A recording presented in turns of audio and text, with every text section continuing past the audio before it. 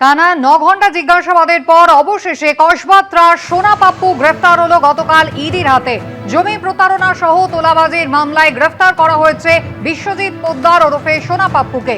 ফেব্রুয়ারি মাসে সেই কাঁকুলিয়ার ঘটনা, যেখানে গুলি চলার ঘটনা ঘটেছিল, বোমাবাজি হয়েছিল, সেই ঘটনায় নাম জড়িয়েছিল সোনা পাপ্পুর।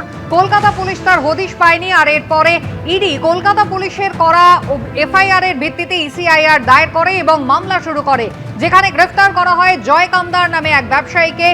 ইডির জালে ধরা পড়েন ডিসিপি শান্তনু সিনহা বিশ্বাস, আর তারপরে এবার গ্রেফতার করা হয় সোনা পাপ্পুকে।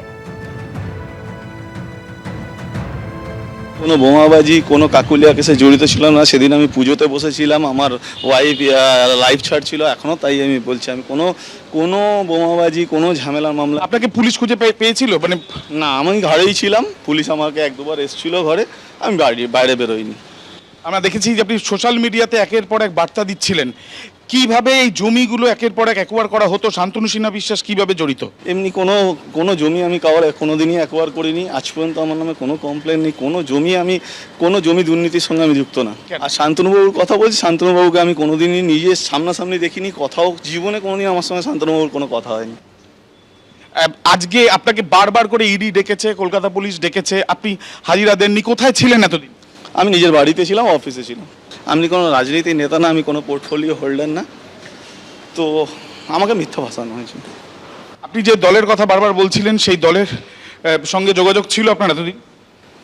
আমি তো এমন কোনো বড় পোস্ট হোল্ড করতাম না, তো যোগাযোগ মানে নর্মালি যারা মানে খুব বড় পোস্ট হোল্ডারের সঙ্গে কোনোদিন আজকে যদি ইডি গ্রেপ্তার করে কি করবেন?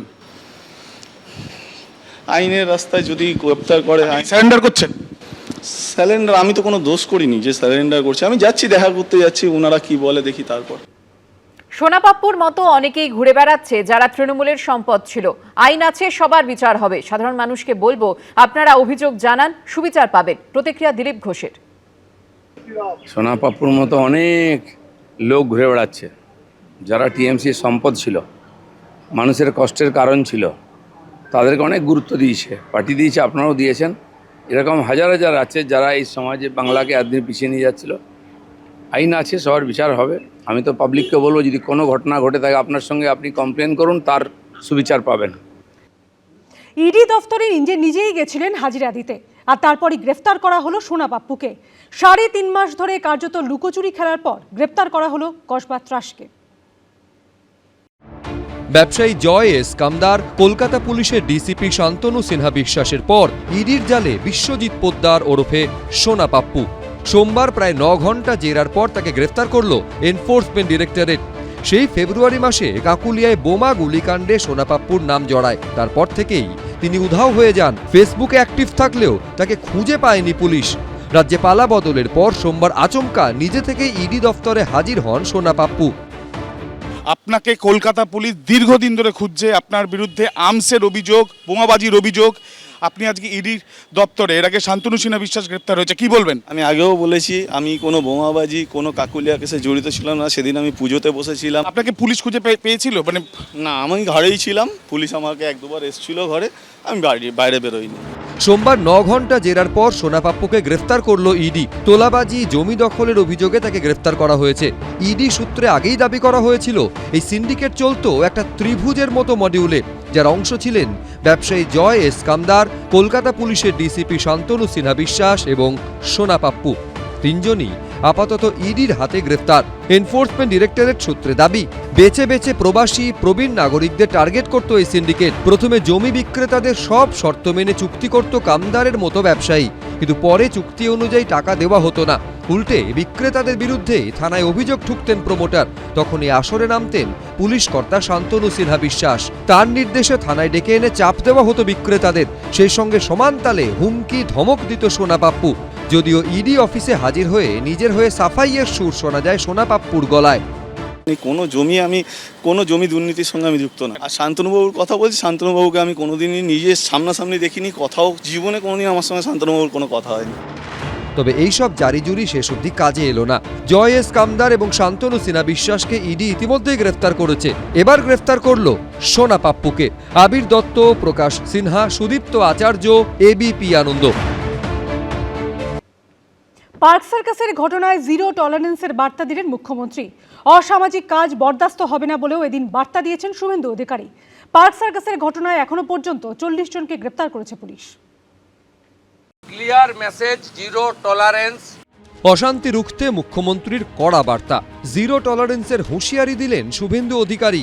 ভাঙচুর, গুন্ডামি থেকে পুলিশের ওপরে হামলার ঘটনা আর বরদাস্ত নয় বলে সোমবার পার্ক সার্কাসে দাঁড়িয়ে স্পষ্ট বার্তা দিলেন মুখ্যমন্ত্রী শুভেন্দু অধিকারী।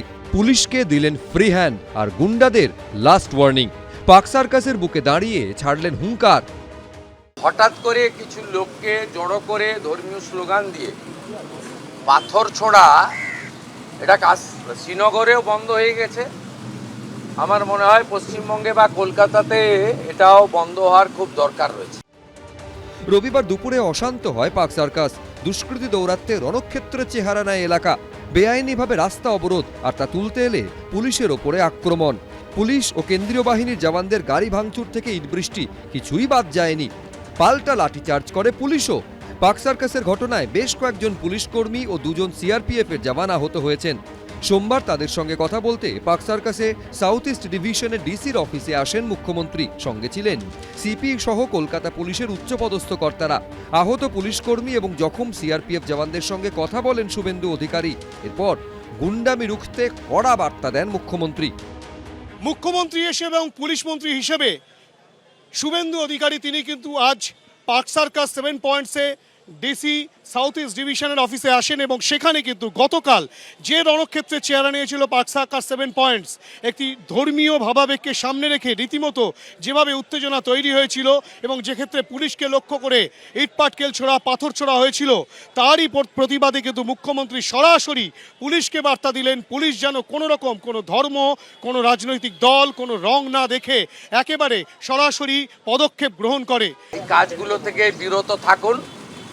যদি মনে করেন আগের সরকার আছে, আগের নিয়ম আছে, আগের মতো পুলিশকে ফোর্সকে হাত পা বেঁধে রেখে দেওয়া হবে, তাহলে কিন্তু ভুল করবেন। তো ক্লিয়ার মেসেজ, জিরো টলারেন্স। এই ধরনের ভ্যান্ডালিজম, হুলিগানিজম, রাউডিজম এবং anti national, anti social activities we are not allowing. Park circus কাণ্ডে এখনো পর্যন্ত নাগমা, চাঁদনি বেগম, মোহাম্মদ কাইফ, ওয়াসিম আজহার, মোহাম্মদ শামীম সহ 40 জনকে গ্রেফতার করেছে পুলিশ। पार्क सर्कस में काल जो किया हमारी पुलिस भाई का साथ, आपको भुगतना पड़ेगा, बहुत जोर भुगतना पड़ेगा। पुलिस के ऊपर पत्थरबाजी करेगा तो सबक सिखाने काम भारतीय जनता पार्टी का सरकार करेगा। और आसनसोल में फाड़ी में तोड़फोड़ कर दिया ना, 200% वसूली होगा। जो किया है उसको पकड़ से निकाल के करूंगा। আগের প্রশাসন যেটা ছিল পুলিশকে একদম ক্রিপল করে রেখেছিল, পঙ্গু করে রেখেছিল। কালকের দেখো ঘটনা, পার্ক সার্কাসের ঘটনা, পুলিশ ইমিডিয়েটলি অ্যাকশন স্টার্ট করে এবং 45 মিনিট থেকে 1 ঘন্টার মধ্যে সিচুয়েশন কন্ট্রোল করে, ট্যাঞ্জিবল নাম্বার অফ অ্যারেস্ট করে। পার্ক সার্কাসের ঘটনায় বেআইনি জমায়েত, হিংসা ছড়ানো, মারাত্মক অস্ত্র নিয়ে অশান্তি করা, সরকারি কর্মীদের কাজে বাধা, তাদের মারধর করা, সরকারি সম্পত্তি নষ্ট এবং ক্ষতিপূরণ আদায় সংক্রান্ত আইনে মামলা রুজু করা হয়েছে। হিন্দোল দে, পার্থপ্রতিম ঘোষ, সুদীপ্ত আচার্য, এবিপি আনন্দ। এবিপি আনন্দ, এগিয়ে থাকে, এগিয়ে রাখে।